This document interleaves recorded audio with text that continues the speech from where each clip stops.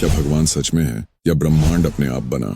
Einstein और Hawking दोनों महान वैज्ञानिक थे, लेकिन उनकी राय बिल्कुल अलग थी। एल्बर्ट आइंस्टाइन भगवान को मानते थे, लेकिन दूसरी तरफ स्टीफन हॉकिंग भगवान के होने से इनकार करते थे, और दोनों ही जाने माने महान वैज्ञानिक हैं। एल्बर्ट आइंस्टाइन भगवान को इसीलिए मानने लगे क्योंकि उनके अनुसार जब लाइट यानी रोशनी हमसे अरबों साल पहले अस्तित्व में आ चुकी थी, तो हम जीव जो लगभग 3 लाख साल पहले ही अस्तित्व में आए हैं, फिर भी हमारी आंखें उस रोशनी से कैसे जुड़ी हैं जो हमसे 1-2 नहीं बल्कि अरबों साल पहले बन चुकी थी। जैसे मान लो 13 अरब साल पहले बिग बैंग हुआ, यानी ब्रह्मांड अस्तित्व में आया, और इसकी 90 करोड़ साल बाद पहला रोशनी का स्रोत बना, और फिर समय में आगे 13 अरब साल बाद हम बने। तो अगर हम अपने आप किसी इत्तेफाकी घटना से बने होते तो हमारे पास आंखें भी नहीं होनी चाहिए थीं, क्योंकि हमारी बॉडी को कैसे पता चला कि हमसे अरबों साल पहले लाइट अस्तित्व में थी और उसको देखने के लिए आंखें होनी चाहिए, और हमारी आंखें भी सिर्फ लाइट को देखने के लिए ही बनी हैं। दूसरी तरफ स्टीफन हॉकिंग भगवान को कई कारणों से नहीं मानते थे, जिनमें एक छोटा सा कारण ये है कि